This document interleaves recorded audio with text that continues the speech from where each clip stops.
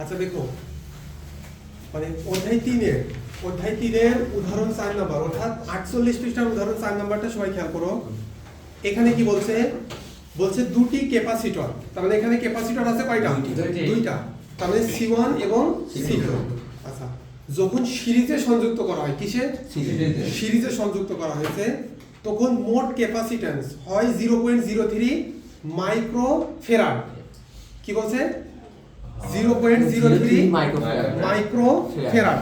এটা বলতো, এটা বলতো, ওইটা না, ও পুরাতন বই, এটা দুইজনে মিলে দেখো,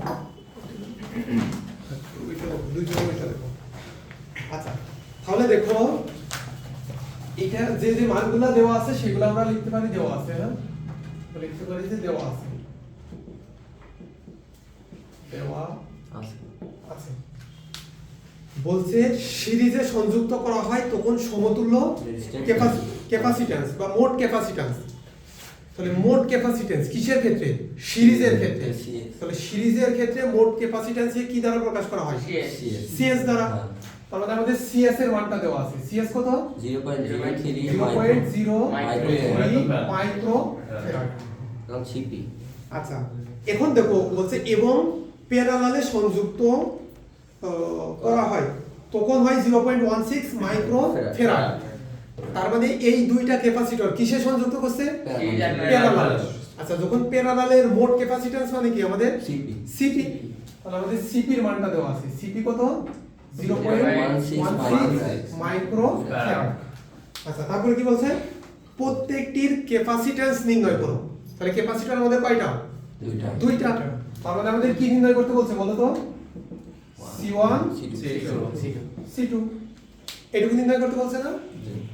আচ্ছা, তাহলে দেখো আমরা কি লিখতে পারি? এটা হলো সমাধান, তাই তো? সিরিজ। দেখো আমরা জানি বা বইয়ে যা আছে ওগুলো লিখতে পারো। সিরিজে কি আছে? সিরিজে এখন খেয়াল করো, সিরিজে মানে কি 1/CS সূত্র মনে আছে না আমাদের? প্রথম দিনে আমরা সূত্র লিখে দিয়েছিলাম যে সিরিজের ক্ষেত্রে 1/CS is equal to 1/C1 divided by 1/C2। এটা আমাদের মূল সূত্র ছিল না? মনে আছে সবার? আচ্ছা, এখন খেয়াল করো, এই 1/CS থাকলো, এখন এই C1 C2 এই দুইটার আমরা লসাগু করব। কি করব? লসাগু। তাহলে লসাগু করলে আমাদের কত হবে? C1 C2 হবে, হ্যাঁ? এখন এই প্রথমটা খেয়াল করো, প্রথমটা ভগ্নাংশটা, যে C1 বাদ চলে যাবে, থাকবে কি? C2। তাহলে C2 মাঝের প্লাস C2 বাদ চলে গেল, থাকবে C1। এটুকু বুঝতে কোনো সমস্যা আছে? আচ্ছা, এখন খেয়াল করো, এইটা আছে 1/CS। এখন আমি চাচ্ছি এই বাম পক্ষটাকে উল্টাই দেব। কি করব? উল্টাবো। তার মানে 1টা কোথায় আছে? উপরে না? তাহলে এই CS টার উপরে দিলাম, 1টারে নিচে দিয়ে দিলাম, ঠিক আছে? তাহলে সমানের বাম পক্ষকে যেহেতু আমরা উল্টিয়েছি, তাহলে ডান পক্ষকে উল্টাতে হবে। তাহলে C1 C2 divided by C1 plus C2। কোনো সমস্যা আছে? হ্যাঁ? আচ্ছা, এই CS কে যদি 1 দ্বারা ভাগ করি কি হবে? CS হবে না? হ্যাঁ? আচ্ছা, CS এর মান দেখো আমাদের বইয়ে দেওয়া আছে 0.03 is equal to C1 C2 divided by C1 plus C2। এটা হলো সমীকরণ 1 নাম্বার। এইটুকু বুঝতে কারো কোনো সমস্যা আছে? ইজি আছে না? আচ্ছা, এবার দেখো আরেকটা আছে না আমাদের? প্যারালালে। প্যারালালের CP সমান কি? C1 plus C2। এটা তো আমরা সবাই জানি। আচ্ছা, এখন খেয়াল করো, এই CP এর মানটা আমাদের দেওয়া আছে, তাই না? তাহলে CP এর মান কত? 0.16। আচ্ছা, আমরা এই CP টারে আগে একটু ডান পাশে নিয়ে যাই। হ্যাঁ, দেখো এটা লিখতে পারি C1 plus C2 is equal to CP। এখন লিখতে পারি? আচ্ছা, বা C1 plus C2 এই CP এর মান কত? 0.16। তাহলে 0.16। আচ্ছা, আমাদের নির্ণয় মনে করো যে C1 এর মানটা নির্ণয় করব আমরা। তাহলে দেখো C1 টা রাখলাম। তাহলে C1 is equal to 0.16। আচ্ছা, সমানের বাম পাশে এই C2 কি প্লাস আছে না? তাহলে ডান পাশে গেলে কি হবে মাইনাস মাইনাস চেঞ্জ আসবে তাহলে মাইনাস c2 তাহলে এইটা হলো আমাদের 2 নম্বর সমীকরণ এটুকু বুঝতে কারো সমস্যা আছে সবাই বুঝতে পারছো হ্যাঁ আচ্ছা এখন এই যে c1 এর মান পেয়ে গেলাম আমরা 0.16 মাইনাস c2 এখন এই c1 এর মানটা এই এক নম্বর সমীকরণে বসাবো বুঝতে পারছো হ্যাঁ তাহলে আমরা কি লিখতে পারি c1 এর মান তোমরা এগুলো নিচে লিখবা আমি এর পাশে লিখছি যে c1 এর মান একদম বসাই এক নঙ্গে বসাই সমীকরণ লিখতে পারো তোমরা আমি শুধু বসাইয়া লিখলাম আচ্ছা আমাদের সমীকরণটা কি কি ছিল দেখো পুরাটাই লিখে নি হ্যাঁ 0.03 is equal to c1 plus c1 c2 divided divided by c1 c1 plus C2 c2 এটা হলো আমাদের সমীকরণ সমীকরণ এখন আমরা মান বসাবো দেখো সমান সমান 0.03 is equal to c1 এর মান কত এই যে 0.16 minus c2 তাহলে দেখো 0.16 minus c2 ব্র্যাকেট আর এই c2 রয়েছে না c2 তাহলে c2 রেখে দিলাম বুঝতে কোনো সমস্যা আছে না ডিভাইডেড আচ্ছা এখন খেয়াল করো ডিভাইডেড c1 plus c2 তাহলে c1 এর মান 0.16 minus c2 plus c2 বাকি আছে plus প্লাস c2 এটুকু বুঝতে সমস্যা আছে জি। ইজি না আচ্ছা দেখো এখন এই প্লাস c2 মাইনাস c2 কাটাকাটি। বাদ বুঝতে পারছো আচ্ছা এখন খেয়াল করো একটা লাইন আমরা আরেকটা লাইন বেশি করি 0.03 ইজ ইকুয়াল টু গুণ করে আচ্ছা এই c2 হলো বাবার সম্পত্তির মতো যে এরা মনে করো দুই ভাই 0.16 মাইনাস c2 এরা মনে করো দুই ভাই তাহলে এই c2 কে দুইজনই পাবে না হ্যাঁ বাবার সম্পত্তির মতো তো বিষয়টা এমন হবে এই কথা গুণ করে দেওয়া হয় হ্যাঁ এক কথায় গুণ হবে যেহেতু ব্র্যাকেট আছে দুইজনের সাথেই গুণ হবে c2 তো 0.16 c2 মাইনাস c2 c2 একটা আর একটা দুইটা মিলে স্কয়ার দুইটা মিলে c2 স্কয়ার যদি যোগ করতাম তাহলে ওইটা 2c2 হতো হ্যাঁ। যেহেতু গুণ করছি তাহলে স্কয়ার হবে তাহলে c2 স্কয়ার আর নিচে নিচে আছে 0.16 এটুকু বুঝতে কোনো সমস্যা আছে ইজি না আচ্ছা এবার দেখো এটা গুণ করা হবে। আমরা আড়ি গুণ করব আড়ি গুণ এই 0.03 এর নিচে কিছু নেই মানে 1 আছে তাহলে 0.16 c2 মাইনাস c2 স্কয়ার এটা 1 এর সাথে গুণ হবে তাহলে হবে কত 0.16 c2 মাইনাস c2 স্কয়ার মাঝে সমান এই 0.03 কার সাথে গুণ হবে 0.16 এর সাথে গুণ করলে কত হবে 0.0048 ঠিক আছে এইটুকু বুঝতে কোনো সমস্যা আছে আচ্ছা এবার কি করব 0.16 c2 মাইনাস c2 স্কয়ার সমানের ডান পাশে 0.0048 কিসে আছে প্লাসে সমানের ডান পাশে প্লাসে আছে যদি বাম পাশে নিয়ে আসি মাইনাস 0.0048 is equal to 0 আচ্ছা এখন এটারে একটু সাজিয়ে লিখব বুঝতে পারছো এটারে কি করব সাজিয়ে লিখব তাহলে দেখো এই যে স্কয়ারটা আছে এটা প্রথমে নিয়ে আসলাম এবার 0.16 c2 এর আগে কি আছে প্লাস আছে তাহলে plus 0.16 c2 minus 0.0048 is equal to 0 এই লাইন পর্যন্ত বুঝতে কারো সমস্যা আছে সমস্যা কোন জায়গায় ওই দুই লাইন কোন দুই লাইন লাস্টের লাইনটা এই লাইনটা হলো দেখো ওর এর উপরে লাইনটা মাঝখানে এইটা লাইনটা জি, ওটা। আচ্ছা এটা খেয়াল করো এই যে 0.0048 এটা সমানের ডান পাশে আছে সমানের বাম পাশে নিয়ে আসবো বুঝতে পারছো মাঝে সমান না জি সমানের ডান পাশে কি অবস্থা আছে প্লাস অবস্থায় আমি নিয়ে আসবো সমানের বাম পাশে তাহলে এই দেখো সমানের বাম পাশে নিয়ে আসছি এজন্য প্লাস ছিল মাইনাস হয়ে গিয়েছে আর মেসেজে মিডল টার্ম টার্ম করার জন্য হ্যাঁ মিডিল টার্ম করার জন্য এটা এই পাশে নিয়ে আসছি আর কি বুঝতে পারছো ইজ ইকুয়াল টু 0 এখন খেয়াল করো এই মাইনাসটা আমরা উঠাইতে চাচ্ছি তাহলে মাইনাস কমন দেওয়া হয়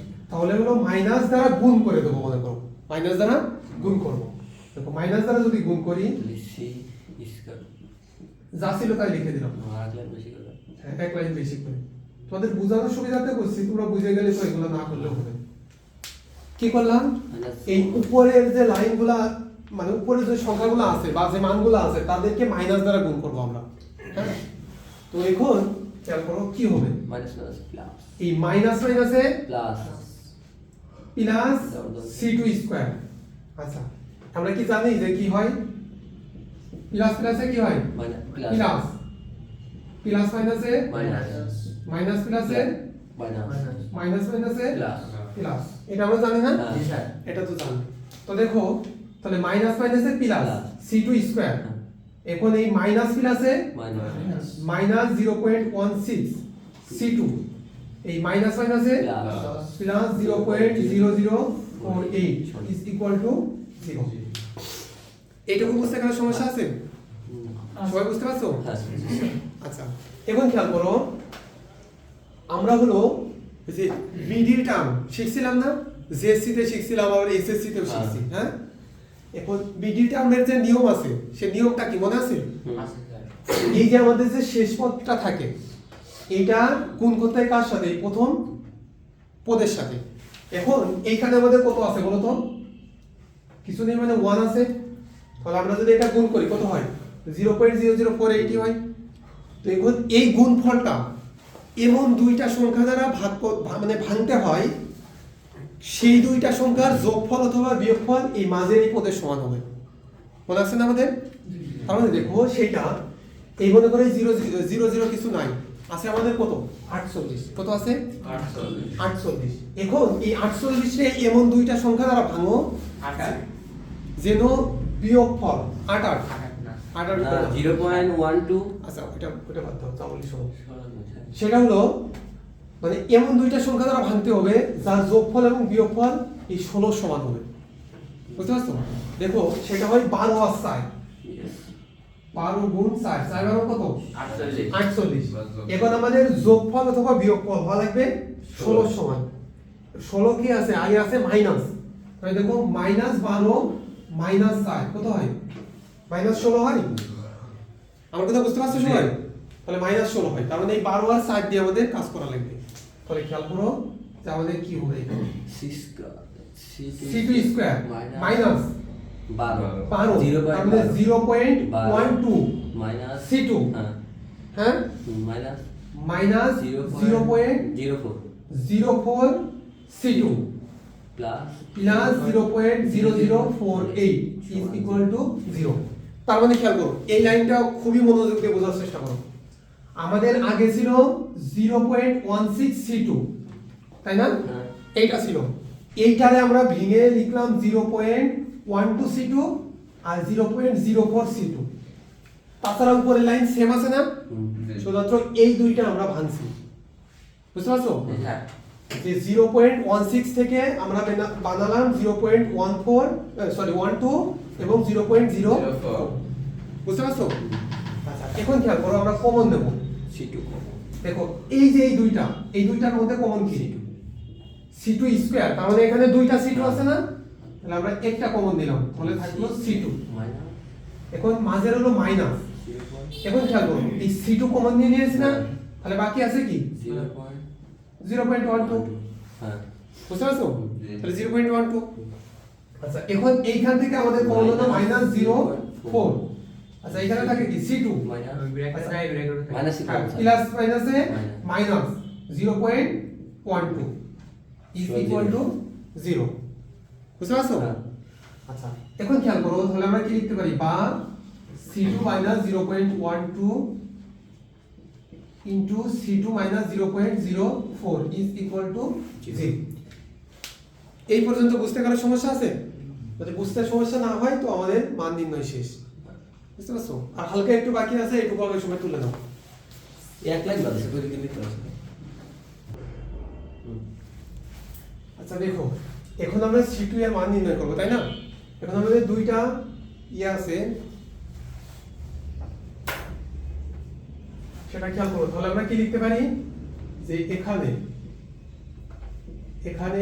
c2 -0.12 is equal to 0 এখন খেয়াল করো এখানে আমরা c2 এর মানটা নির্ণয় করতে পারি c2 is equal to দেখো সমানের বাম পাশে এই 0.12 এর আগে কি আছে মাইনাস সমানের ডান পাশে গেলে কি হবে প্লাস তার মানে 0.12 তাহলে c1 এর c2 এর একটা মান পেলাম আরেকটা আছে না লিখবো অথবা c2 -0.04 04 is equal to 0 C2 সমান বা C2 সমান কি হবে 0.04 বুঝতে পারছো হ্যাঁ তাহলে C2 এর মান দুইটা পেলাম তাহলে C1 এর মান কয়টা পাবো দুইটা পাবো তাহলে কি লিখবো C2 এর মান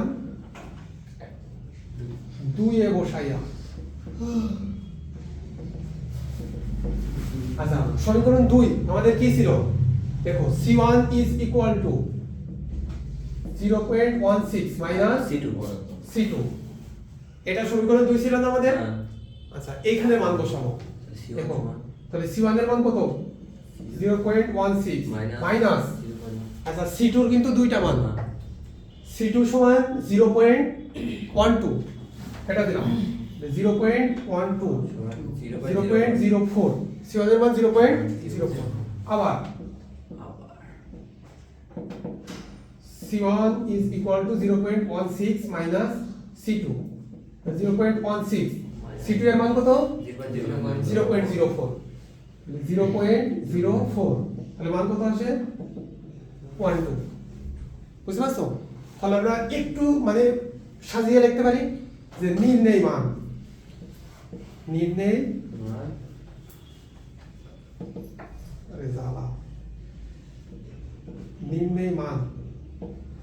আচ্ছা C1 এর মান যখন 0.04 তখন C2 কত